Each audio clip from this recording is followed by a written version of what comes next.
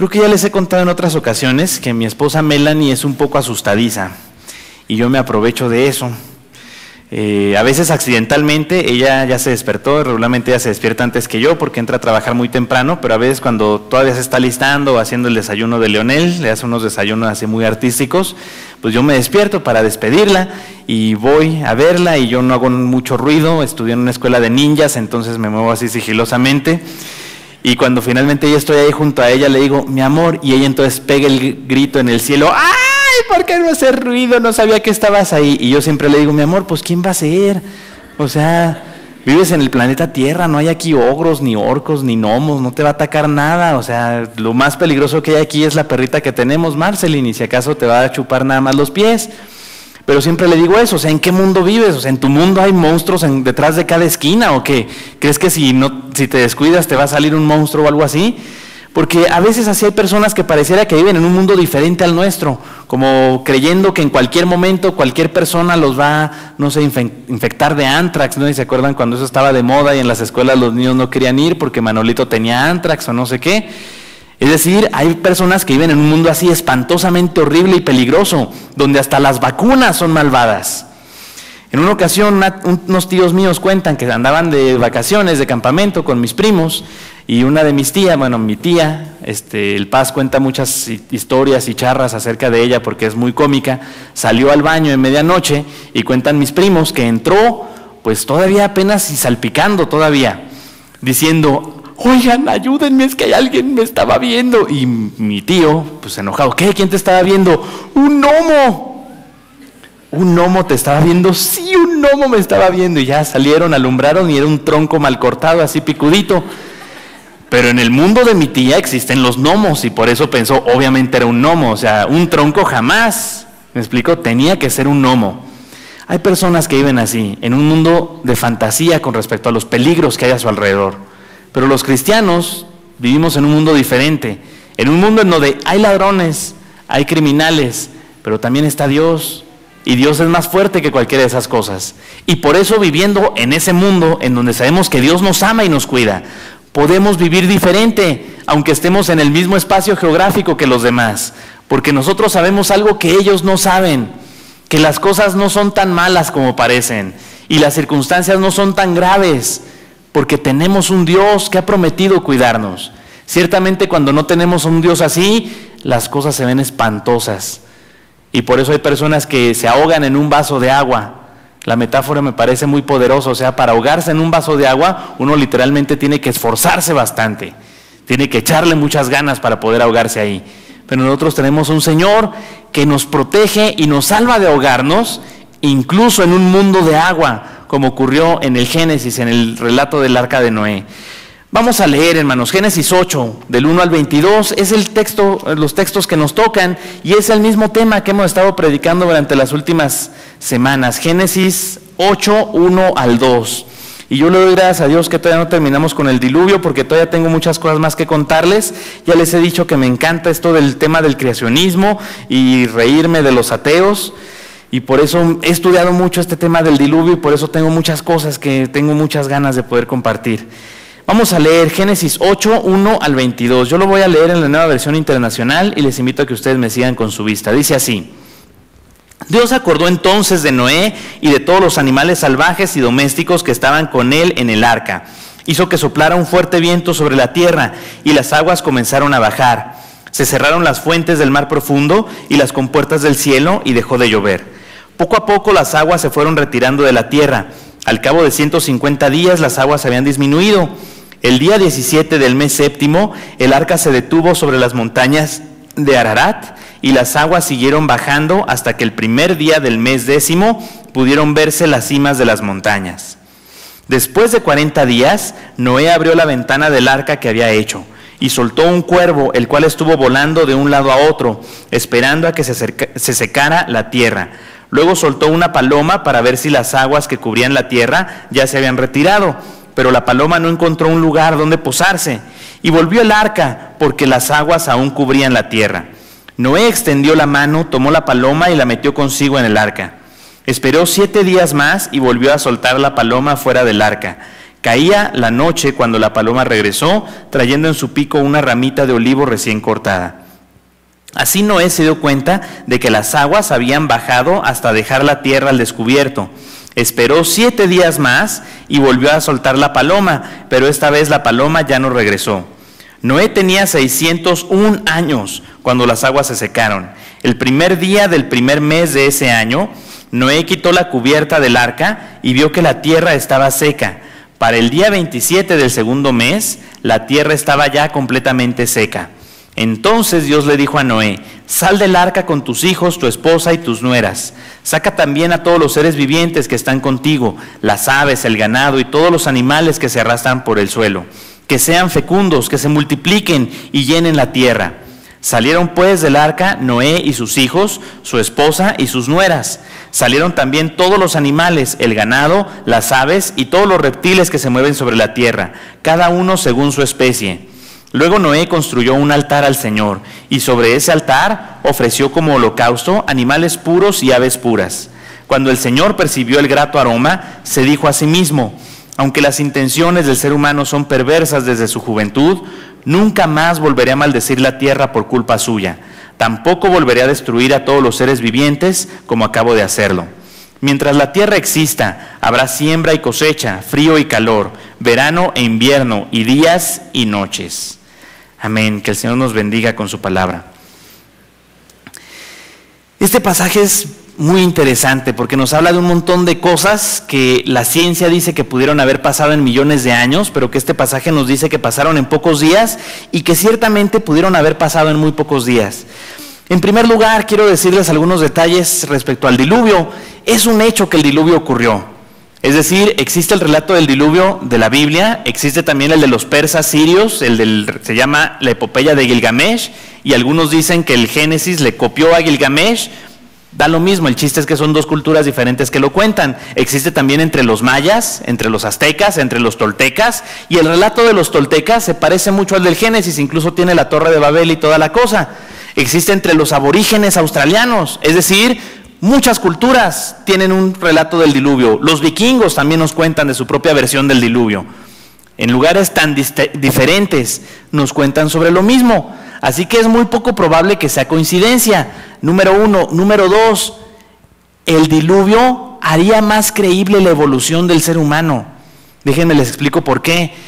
Estadísticamente hablando, no es posible que los seres humanos hayamos existido tantos años como dicen los evolucionistas que tiene la especie de los Homo sapiens existiendo. Es decir, si sacamos las estadísticas de qué tanto nos reproducimos los seres humanos, cuántos somos hoy, cuántos más o menos se han muerto, las posibilidades de desastres, epidemias, etcétera, la humanidad tuvo que haber comenzado en una pequeña tribu hace más o menos entre 6,000 y 10,000 años.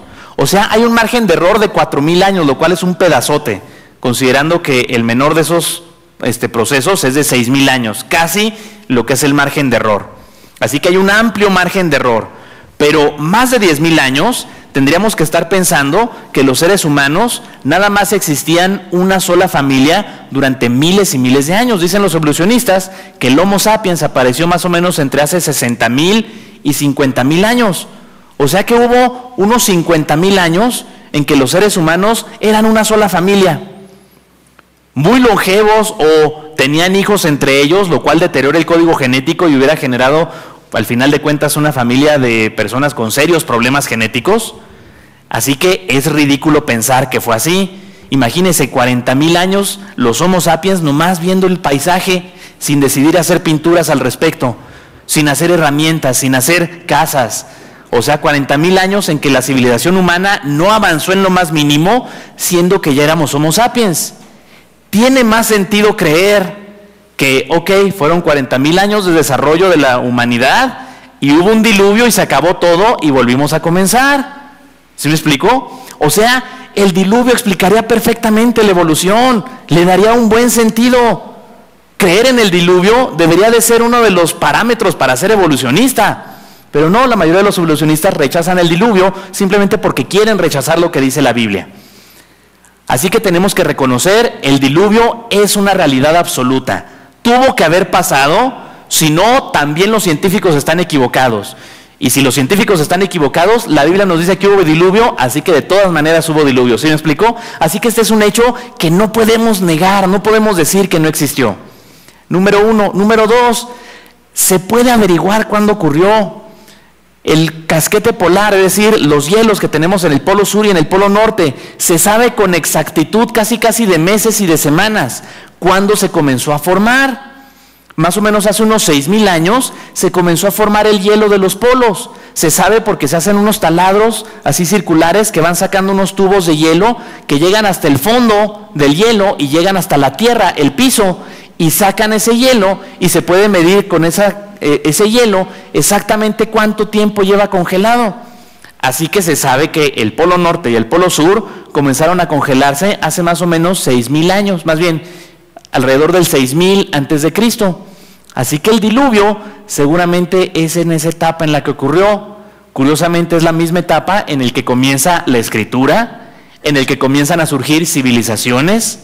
Es decir, después del diluvio, pocos años después, empiezan a surgir todas estas cosas que nos cuenta la Biblia. Por eso yo digo, podemos saber cuándo ocurrió. Y luego nos dice aquí hasta los meses, de acuerdo al calendario judío. Nos dice aquí en qué mes comenzó a llover, en qué mes dejó de llover, en qué mes salieron del arca, etcétera, etcétera. O sea, que si quisiéramos, si nos quisiéramos ver muy ñoños, podríamos celebrar el día que acabó el diluvio. Es más o menos ahí por abril, 20 y tantos de abril, 27 de abril dice aquí. Entonces, de acuerdo al calendario judío, por ahí de los 20 y tantos de abril es el día en que Noé salió del arca. ¿Se me explicó? Esto es lo maravilloso de este pasaje. Nos cuenta algo que fue verdad. Y la manera en la que está contado este pasaje, y algunos del versículo 7 también, del capítulo 7, está narrado en una manera casi como de un testigo presencial. Es decir, es un estilo de escritura que tenían los sumerios para contar ciertas cosas cuando uno las había vivido. Entre los sumerios es donde ocurrió el estilo de escritura que se llama cuneiforme, que es el primer estilo de escritura del que se tiene noticia, y una manera en la que ellos escribían las narraciones presenciales, es decir, que un testigo contaba lo que vio, es la manera en la que está escrito este pasaje. Así que muy posiblemente Noé lo relataba a sus hijos, a sus nietos, y sus nietos lo memorizaron, o tal vez lo escribieron, y por eso está escrito como el relato de un testigo presencial. Así que posiblemente lo que estamos leyendo aquí es la manera en la que Noé lo contaba. Eso es lo maravilloso de este pasaje, que no está escrito al estilo de los mitos.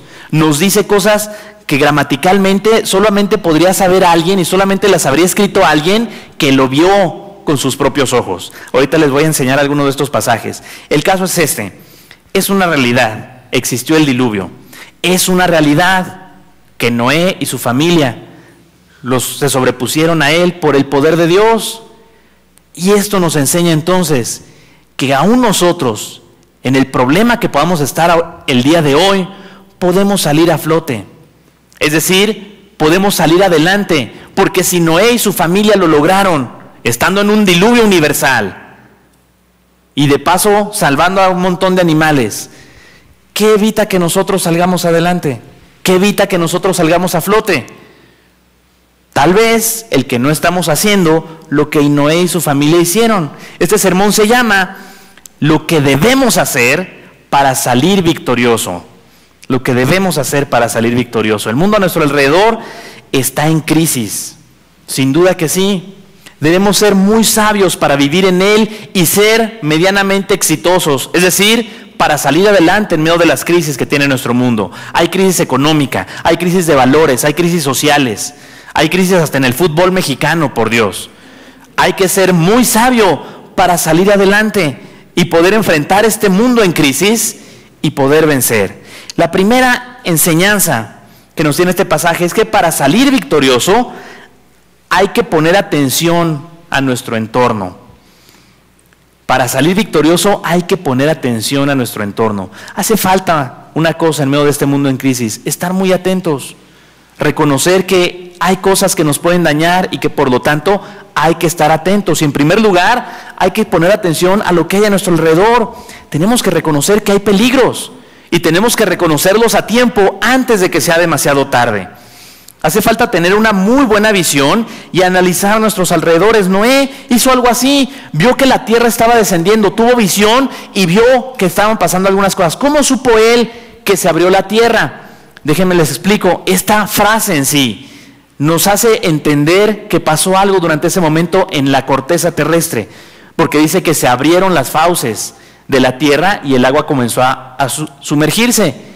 Esto tenemos que reconocerlo, que Noé no pudo ver las fauces de la tierra abriéndose. Nadie podría haber visto, mira, hijo mío, ¿ves las fauces de la tierra? Oh sí, padre, se están abriendo. No, ¿me explicó?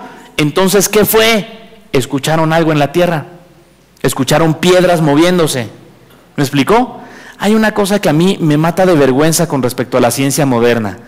La expansión continental. Les voy a explicar por qué me mata de vergüenza. Me hace sentir que es una explicación tan sonsa y tan burda que me hace sospechar que muchas de las cosas que supuestamente el día de hoy son científicas tienen más de magia que de otra cosa, porque me hacen desconfiar de los avances científicos, me hacen creer que a lo mejor no somos tan buenos científicos, porque seguimos creyendo en la expansión continental.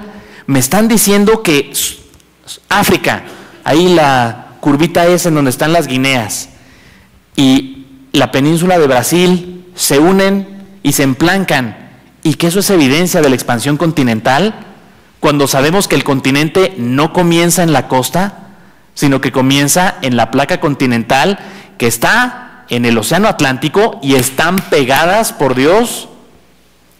O sea, me están diciendo que está la placa continental y encima de esa, como en plastilina, está América del Sur y África también como en plastilina, porque significa que se pueden mover.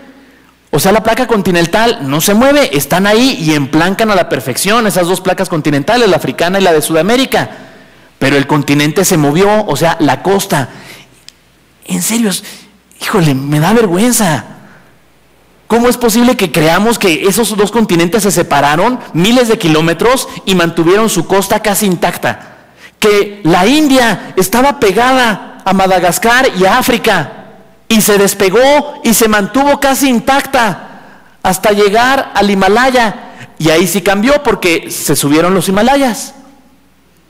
O sea, es un absurdo creerlo así. ¿Me explicó? No tiene sentido creer en la expansión continental.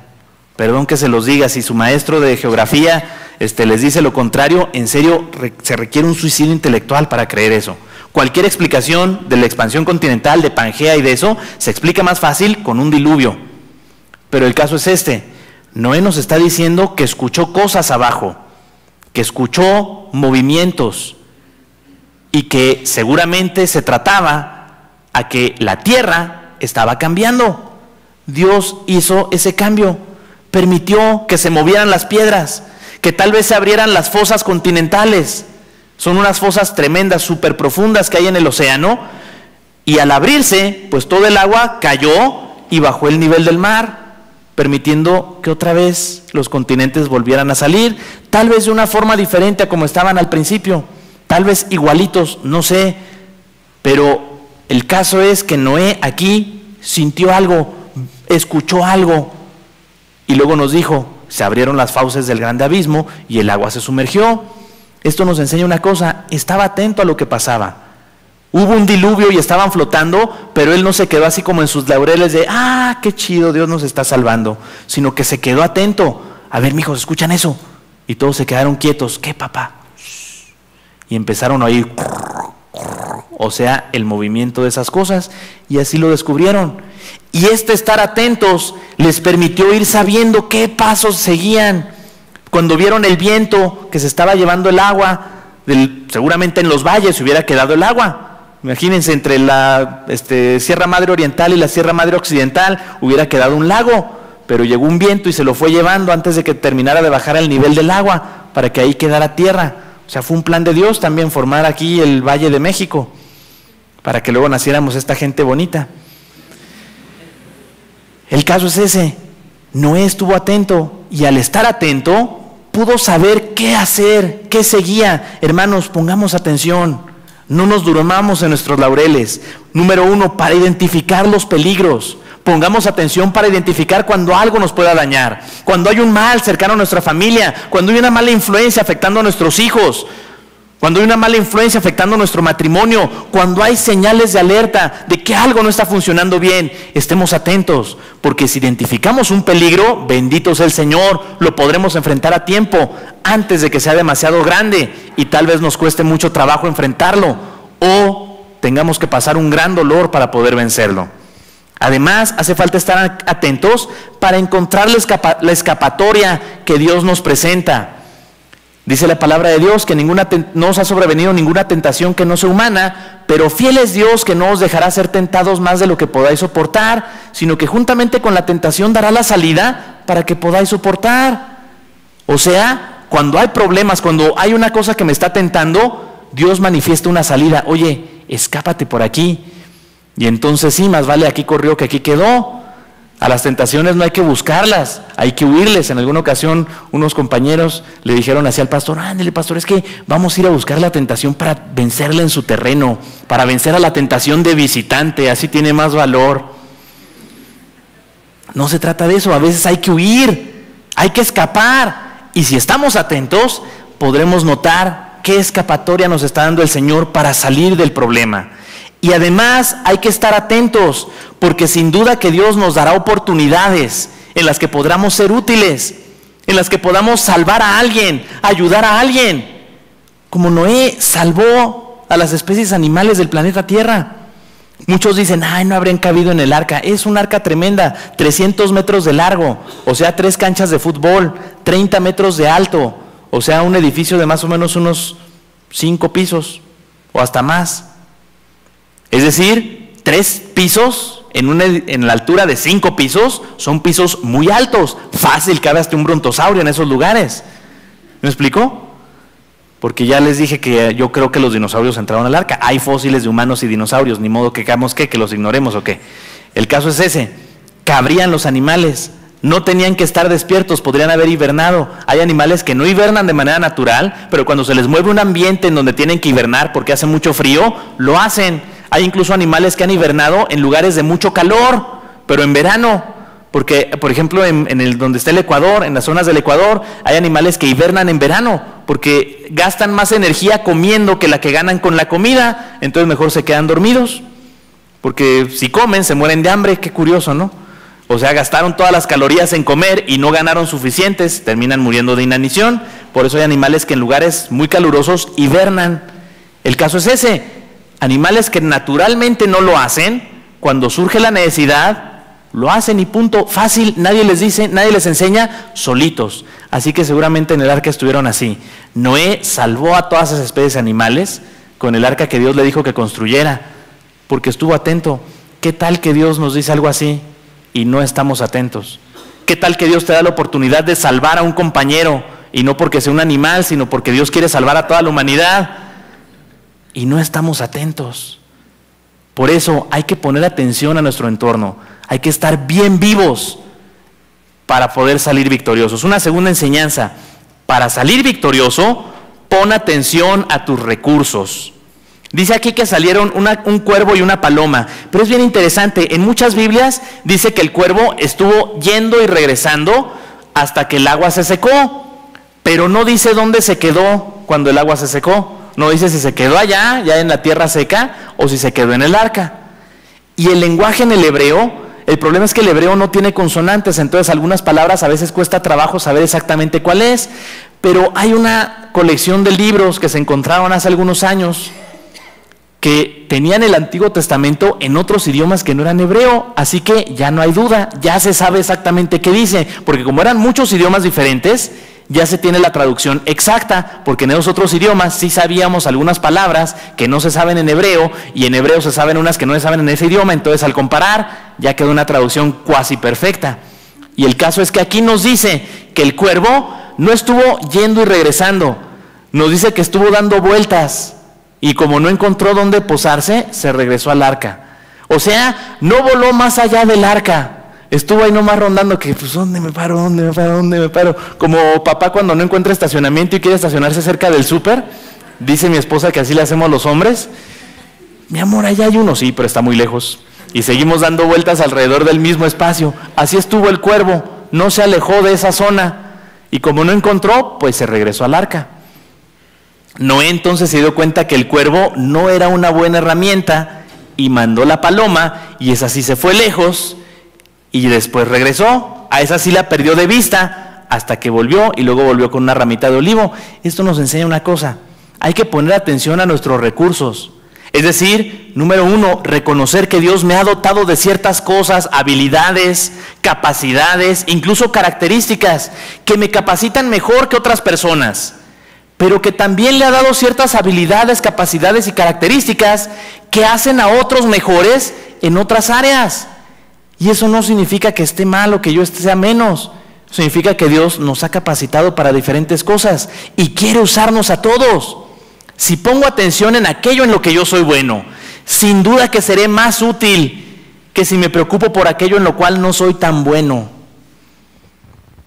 A mí me gusta mucho dibujar, y cuando tomaba clases de dibujo, un maestro me enseñó que lo más difícil para dibujar son las manos. Entonces yo me he concentrado mucho en dibujar bien manos, en que me queden realistas, en que tengan posiciones anatómicamente correctas, en así los detalles, y he dibujado miles y miles de manos en toda mi vida para hacer que mis dibujos se vean más padres. Yo no soy tan buen dibujante, de hecho si dibujo una cara casi nunca la puedo repetir igualita. Es decir, yo no podría ser caricaturista porque tendría que hacer al mismo personaje. Imagínense Mafalda, y en cada cuadrito Mafalda es diferente, pues ya no checó, ¿verdad? Pero mis manos siempre me quedan muy padres, y entonces todo el mundo cree que ¡ay, qué talento tiene el Isaac! No es tanto, los engaño haciendo buenas manos. ¿Me explico? Como desde un principio comencé a ¿cómo se dice?, ejercitar esa habilidad de dibujar manos, ahora parece que soy muy bueno en todo lo que es el dibujo, pero nomás es en algunas pequeñas áreas. Cuando nos concentramos en lo que Dios nos ha capacitado para hacer muy bien, puede que incluso nos convirtamos en unos excelentes instrumentos, que a lo mejor hoy hay otras cosas que no nos salen tan bien, pero nadie se va a dar cuenta, porque Dios nos va a estar usando tan grandemente en aquello para lo cual sí nos ha capacitado. Por eso, hermanos, deseemos con todo nuestro ser, que se nos antoje con muchas ganas, que el Señor me use en aquello que ya se me antoja hacer, en aquello que ya deseo hacer. Encontremos maneras en las que eso que soy muy bueno en hacer pueda servir al Señor. Seamos creativos, pongamos atención en nuestras capacidades y habilidades. A lo mejor el Señor ya nos dio la solución a algunos problemas al dotarnos de esas capacidades. Cuento una anécdota que un misionero intentó ir a las zonas de Papúa Nueva Guinea, a las islas allá en el Pacífico, y quería él ir de misionero, y fue cuando era joven. Pero en el camino hacia una de las aldeas, unos jabalíes salvajes pasaron por ahí, y uno de ellos le dio una gran mordida en un pedazo en la pierna y le arrancó un pedazo de la pierna. Y entonces los que iban con él lo tuvieron que regresar. En el camino pues iban en zonas pantanosas, se le infectó. Cuando regresó al continente le tuvieron que amputar la pierna. Entonces tenía un muñón aquí en el muslo y le pusieron una prótesis. En aquel tiempo eran prótesis no tan sofisticadas como las de ahora, entonces era una pierna de plástico nada más. Y entonces él estaba muy triste porque él decía: Señor, yo te quería servir, pero tus planes no me lo permitieron y no sé qué. Años después se casó, tenía una esposa, fueron pastores, y cuando sus hijos se fueron de la casa y se fueron a estudiar, él otra vez empezó a sentir que el Señor lo llamaba a esas tribus. Y le dijo a su esposa: pues Dios me llamó y no lo hice cuando era joven por esto y esto, pero ahora creo que Dios me está llamando otra vez. Vamos, vamos. Le entramos y fueron. Pero en esa zona hay caníbales, todavía el día de hoy hay grupos caníbales. Y entonces cuando llegaron a una de estas tribus, los vieron y los amarraron. Dijeron: pues ¿qué creen? Nos los vamos a comer. Hoy hay una cena especial y ustedes son el invitado de honor, el platillo fuerte. Y entonces le dijo: oigan, ¿ustedes alguna vez han probado ingleses en el idioma de ellos? Y le dijeron: ¿ingleses? No, nunca hemos probado. Se les antojó más. Y les dijo: es que los ingleses somos famosos por nuestro mal sabor. Y el jefe de la tribu: ¿cómo? Sí, tenemos muy mal sabor, tenemos una carne defectuosa y no somos muy ricos. Y el jefe de la tribu: ay, ¿a poco sí? Sí, mira, présteme su cuchillo. Le prestó el cuchillo, se arrancó un pedazo de la prótesis y se lo dio. Mire nomás, pruébele. Y estuvo mordisqueando el pedazo de plástico y dijo: ¿qué porquería es esto? Mugres ingleses, ni para un platillo sirven. Y no se los comieron. Y los dejaron ahí vivos y les predicaron y se salvaron muchas personas. Dios le dio una capacidad, no le había dado un problema. Le había dado una capacidad disfrazada. Tuvo que tomar su tiempo para que él encontrara que era una capacidad, pero es lo que justamente le permitió ser el instrumento que llevara el evangelio para allá. Hermanos, estemos atentos a las cosas que Dios ya nos dio. Es posible que el problema en el que estamos, ya Dios me dio la solución hace años. Solo tengo que darme cuenta y hacerle caso y ejercerla. Una enseñanza más que vemos en este pasaje. Para salir victorioso, pon atención a la voz de Dios. Decide escucharlo y desea escucharlo. Cuando una persona quiere escuchar a Dios, seguramente va a hacer las cosas en donde sabe que Dios le puede hablar. Dios nos puede hablar a través de una película, pero es más fácil que nos hable a través de la Biblia, ¿no? Entonces, cuando uno desea que Dios le hable, seguramente va a leer un buen rato la Biblia, va a ir a una zarza, porque sí, Dios me puede hablar en el café con los cuates, pero es más fácil que me hable en la zarza. Dios me puede hablar si voy a un museo, pero es más fácil que me hable en la iglesia. ¿Sí me explicó? Así que este desear que Dios me hable involucra en primer lugar hacer aquellas cosas en donde sé que Dios seguramente me va a hablar. Estar atento a su voz significa hacer aquello que sé que Dios usa regularmente para hablarme. Orar, leer la Biblia, a solas, en grupo, como sea, pero esa es la manera más normal en la que Dios me habla. Y entonces, si deseo que Dios me hable, lo voy a hacer. Vemos aquí a Noé, esperó 7 días para mandar al cuervo, 7 días para mandar a la paloma. La volvió a mandar y se tardó otros 7 días. Se fue la paloma y esperó 7 días. Y Dios le dijo, es hora de salir del arca. Es hora de salir del arca. ¿Sí se fijan en eso? O sea, ya cuando la paloma le trajo la ramita de olivo, tardaron todavía 14 días. Hasta que Dios le dijo, este es el momento. Dijo Noé, este es el momento. Seguramente sus hijos le decían, papá, pues hay ramas, espérense. Ahora, cuando nos imaginamos que descansó en el monte, casi siempre los dibujos ponen así una montaña y en el pico ahí el arca. Y donde al elefante se le ocurriera cambiarse de lado, ¿me explico? O al diplodocus, seguramente no aterrizó así en la montaña. Tenemos que reconocer que cuando dice que descansó en el monte Ararat, seguramente se refiere a que estaban las montañas y el arca se emplancó ahí. O sea, había montaña de este lado, había montaña de este lado. Sino cuando abrieron la puerta, ¿a dónde se bajaron? ¿Tuvieron que dar un brinco y resbalarse por la montaña o qué? No, seguramente estaban ya atrancados. ¿Por qué no salían? Porque Dios no había dicho todavía que ellas salieran. ¿Se acuerdan que Dios fue el que cerró el arca? Y Dios es el que la abre. Hay que estar atentos para escuchar la voz de Dios. Pon atención a la voz de Dios. Es posible que estamos pasando por una crisis o por una tormenta y creemos que es un diluvio, pero que el Señor nos está diciendo, espérate, todavía faltan algunos centímetros de lluvia. Aguanta el chaparrón. Tenemos que estar atentos y escuchar y saber, sí, tienes razón, Señor, todavía falta un poco. Todavía no es el momento.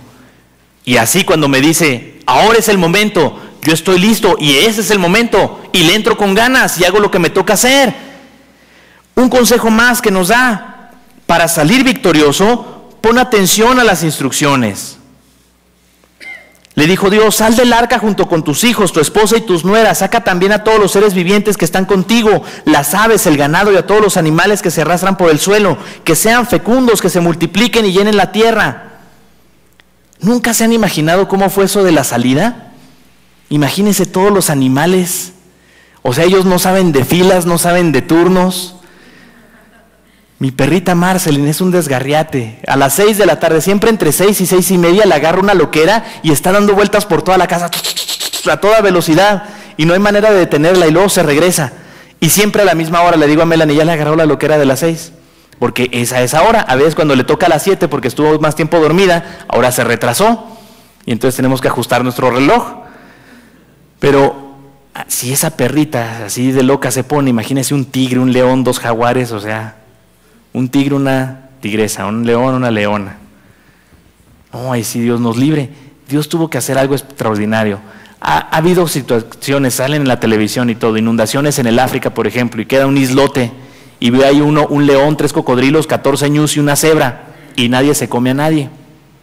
Porque saben, no, ahorita si nos empezamos a pelear, ya valió esto. Y están ahí quietos, el león y al lado una cebra, esperando que pase la inundación. ¿Me explicó? Es decir, no se hace nada porque no es el momento de hacerse nada. Seguramente en el arca pasó algo similar y Dios de alguna manera les permitió que salieran, pero fíjense, dijo, salgan tú y tu familia y después saquen a los animales. Y luego nos dice, cada uno según su especie, es decir, nos dice cuál fue la manera. No los sacaron todos de golpe, los fueron sacando poco a poco. Muy bien, ahora todos los antílopes, y ahora las ovejas, y ahora sí el velociraptor, aguas con ese, porque muerde. Es decir, los fueron sacando uno por uno. Siguieron la instrucción de Dios. Dios es más sabio, por supuesto, que nosotros. Por eso hay que seguir sus instrucciones. Cuando su palabra nos dice algo, no nos lo dice para que tengamos un buen mensaje, una bonita enseñanza. Nos lo dice porque quiere que apliquemos esa enseñanza. La iglesia no son palabras de aliento, son instrucciones, mandatos, en ocasiones órdenes, pero a veces las tomamos como sugerencias. Dios es Dios, o sea, Él creó el mundo, Él creó el universo y lo creó perfecto para nosotros. Nos adaptamos a la perfección, a este mundo perfecto. Nos dio recursos, nos dio cosas bellas, nos dio cosas divertidas. ¿Nunca ha visto un ornitorrinco usted? Dios tiene un sentido del humor bárbaro y nos creó este mundo maravilloso para que lo disfrutemos. Nos da capacidades extraordinarias de crear, de inventar, de relacionarnos sanamente. Y luego murió por nosotros para salvarnos de la perversión que nuestro pecado trajo. Dio la vida de su Hijo por nosotros. Debería de ser que cuando Él dice algo, ningún ser humano cuestiona siquiera, oye Dios, pero ¿estás seguro? No, Él dice algo y lo hacemos, punto. Dicen las mamás, si tus amigos se tiran de un barranco, ¿tú también te tiras? Deberíamos decir, si Dios me dice que me tire de un barranco, me tiro, faltaba más. A lo mejor allá abajo Él me cacha, o a lo mejor Él me hizo para morir destripado, no sé. Pero si Él me dice una orden, hay que obedecerle. Por eso, para salir victorioso, pon atención a las instrucciones. No son palabras de bondad, caldo de pollo para el corazón. Eso no es la palabra de Dios. Es un instructivo, es principios para aplicar en la vida, es buenas instrucciones, debemos aplicarlas. Y finalmente, para salir victorioso, pon atención en lo que haces. Me encanta este relato del diluvio, porque también leí el de Gilgamesh y leí el de los toltecas y son los únicos que he leído. Pero están llenos de mitología, así que Gilgamesh se había hecho una caja y estuvo ahí y pasó el sol y pasó la luna. O sea, usan lenguaje de mitos. ¿Me explico? Es poesía mitológica. Pero aquí no. Aquí incluso nos dice que tardaron un rato en salir. Y que cuando abrieron la puerta, es más, dice, Noé tenía 601 años cuando las aguas se secaron, ya no hay aguas. El primer día del primer mes de ese año, Noé quitó la cubierta del arca y vio que la tierra estaba seca. Primer día del primer año, según el calendario judío, ese es el 1 de abril. Para el día 27 del segundo mes, es decir, 27 de mayo, me explicó, casi 2 meses, con la puerta abierta y no se salían, hasta que Dios les dijo que se salieran. Me gusta esta idea porque me hace entender una cosa. Actuaron de manera como actuaría cualquier ser humano. Llevan casi 1 año metidos en el arca. Seguramente desarrollaron un miedo al exterior, seguramente no se sentían seguros saliendo, que es lo natural en un ser humano que pasa tanto tiempo encerrado. Desarrollaron agorafobia, que es el miedo a los espacios abiertos. Aquí no nos lo pone como seres mitológicos, nos explica o nos dejan entender que se portaron como un ser humano normal se portaría en esa situación. Esto es una de las cosas que más me impresiona y que me ayuda a entender que no es un mito, sino una narración correcta de los hechos que ocurrieron en el diluvio, porque nos narra lo que a cualquier humano le hubiera pasado. No querían salir, no se sentían seguros de salir del arca. Desarrollaron una especie de temor al exterior, porque pues, ni modo que qué. Pues. Además cambió el planeta Tierra. ¿Se acuerdan que les he contado? Que la atmósfera, según lo que dicen los evolucionistas, para que existieran los animales gigantes, tenía que ser diferente, tenía que ser muchísimo más húmeda, como dice el Génesis, las aguas de arriba y las aguas de abajo, una atmósfera más húmeda. Y luego esa atmósfera cambió, porque como dice la Biblia, subía un vapor de agua y nunca había llovido. pero aquí cambió la cosa, la atmósfera se hizo menos húmeda, por eso los animales tan grandes no sobrevivieron y se fueron extinguiendo poco a poco. Y Noé y sus hijos ya no ven esa misma capa de nubes, dicen, no, esto está bien raro. Cuentan los pastores que cuando fueron allá a Oriente, que cuando se salieron del aeropuerto sintieron las cosas diferentes porque el cielo mismo, el aire no se veía igual, que dijo la pastora que sintió bien feo porque había colores que nunca había visto en su vida. Y no porque las cosas estuvieran pintadas de otro color, sino porque se percibía como que el aire no era igual. ¿Me explico? Y tienen razón, no es la misma conformación, además es uno de los países más contaminados allá donde fueron. Imagínense estos cuates, el miedo que han de haber sentido. Por eso hay que poner atención a lo que estamos haciendo. Tenemos que reconocer que va a ser muy fácil que nos equivoquemos. Es muy posible que nos salgan las cosas mal. Por eso cuando seguimos al Señor, cuando el Señor nos da instrucciones y nos pide, no hay que hacer las cosas al ahí se va nada más. Hay que ser atentos, porque el Señor quiere obtener grandes cosas con lo que nos pide que hagamos.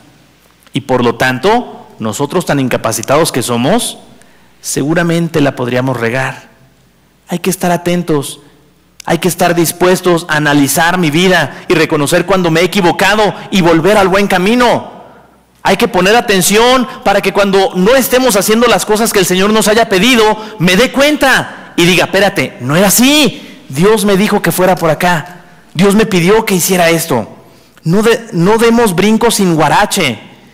Es decir, no hagamos nada sin saber que el Señor está cuidándome, sin saber que lo que estoy haciendo es lo que el Señor quiere que yo haga. Esa frase de no hay que dar brincos sin guarache, regularmente se dice con una connotación negativa. O sea que alguien no hace nada si no va a obtener un beneficio. En el sentido bíblico y espiritual, así debería de ser. No hacer nada si no sabemos que Dios está detrás de esa acción, si no sabemos que Dios está bendiciendo esa acción. No actuar si no estoy completamente seguro que eso que voy a hacer es lo que Dios quiere que se haga. Y por lo tanto, Dios va a bendecir mi acción. Solo así deberíamos de actuar. Ahora, algunos podríamos decir, tal vez es muy difícil. Justamente por eso el Señor no nos demanda perfección, pero sí demanda que seamos perfectos en nuestra intención, que como somos incapaces, nos da chance de que nos equivoquemos, pero quiere que no queramos equivocarnos. Quiere que nuestro deseo sea ir a la perfección a la cual Él nos ha llamado a hacer, porque Él nos dijo que llegáramos a la estatura del varón perfecto, es decir, a ser sin mancha. Sabe que no lo podemos lograr, pero quiere que deseemos eso. A lo mejor no lo alcanzamos, pero si lo deseo, tal vez me acerque muchísimo, y en el camino podría haber logrado grandes cosas que el Señor quería hacer a través de mí. Por eso, actuemos solo cuando estamos seguros de que el Señor está bendiciendo nuestra acción.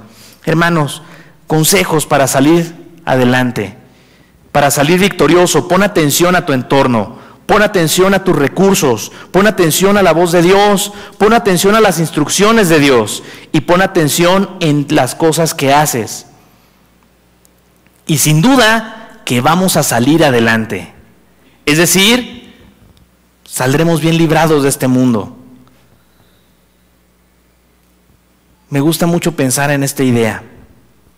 En las generaciones pasadas, que hubo gente admirable y que nosotros podemos ver como ejemplo.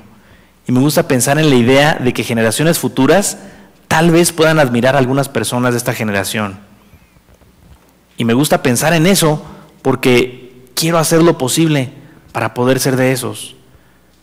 Yo le he dicho mucho a los jóvenes de esta iglesia en sermones y en cosas así, que ahí se los haya donde sean malos ejemplos, porque mi hijo Leonel los va a admirar a algunos de ellos. A los que van a mi casa luego ahí a cotorrear, mi hijo Leonel va a comenzar a admirarlos. Yo quiero que me admire a mí, pero seguramente también si alguno de ustedes es buen cristiano, es fiel, también lo termine admirando. Por eso quiero que le den buen ejemplo a mi hijo, porque yo no estoy solo en eso de ejemplificarle una vida buena a mi hijo. Y de la misma manera, ustedes no están solos a la hora de ejemplificar un buen hombre, una buena mujer a sus hijos. Y de la misma manera, como cristianos, no estamos solos en esa tarea. Me emociona esa idea de pensar de que generaciones futuras puedan ver en esta generación de cristianos un crecimiento, ¿cómo decirlo?, un avivamiento espiritual. Y una de las razones por las cuales me emociona es que tenemos esta gran oportunidad de que el mundo está en una terrible crisis, de que las cosas no están funcionando. Socialmente hablando, nos está yendo de la patada. Políticamente hablando, nos está llevando el tren. En cuestión de ciencia, yo digo también, nos está cargando el payaso. Quise usar así frases muy de jóvenes. Es decir, no le estamos haciendo como humanidad en este momento. Tenemos esta oportunidad los cristianos de funcionar como un arca. Es decir, de ser usados por Dios para traer solución a esas cosas, para traer una visión de algo diferente y poder hacer que haya un vértice de cambio por el testimonio que podemos hacer los cristianos. Podemos verlo como un mundo en crisis o podemos verlo como una tremenda oportunidad en la que Dios quiere usar a su iglesia como un arca. Hace falta que pongamos atención a estas cosas y hagamos lo que nos toca para que no sea una crisis más, sino que sea una oportunidad de salvación. Vamos a orar, hermanos, y vamos a pedirle a Dios que haga estas cosas en nuestra vida. Padre bendito, te damos gracias, Señor. Te damos gracias porque nos permites encontrarnos contigo, Señor, con tu palabra, y nos das esta oportunidad tan maravillosa, Señor, de estar en este momento de crisis, tomados de ti, Señor, para poder ser un instrumento suyo. Guíanos, Señor. Queremos ser usados por ti, Señor, y queremos que tú hagas lo que quieres hacer a través de nosotros. Deseamos con nuestro ser que tu voluntad, Señor, se cumpla. Sigan orando, mis hermanos. Y si alguien quiere decirle al Señor en esta hora: Señor, yo quiero poner atención, mi Dios. Quiero poner atención a lo que puedes hacer a través de mí, a mis habilidades, a las oportunidades que tengo, a las circunstancias difíciles en este momento. Quiero que me uses, Señor. Guíame, enséñame cómo poder ser un Noé que salve a otras personas. Si quieres decirle esto al Señor en esta hora, te invito a que levantes tu mano en tu lugar y me permitas orar por ti. Dios les bendiga, hermanos, jóvenes, hermanas. Dios les bendiga a todos los que están levantando su mano. Digámosle esto al Señor ahí en nuestro lugar. Bendito Dios, úsanos, Padre Santo. Estamos en un mundo en crisis, Señor. Estamos en un mundo que necesita de ti, Señor, para salir adelante. Úsanos, bendito Dios. Queremos que nos uses, Señor. Por favor, bendito Padre, muestra tu poder, transfórmanos, guíanos, llénanos de ti, para que podamos entonces ser un instrumento, Señor, un arca que ayude a otras personas a encontrarse contigo para salvación, Señor bendito. Todo esto te lo pedimos en el bendito nombre de Jesucristo, tu Hijo. Amén.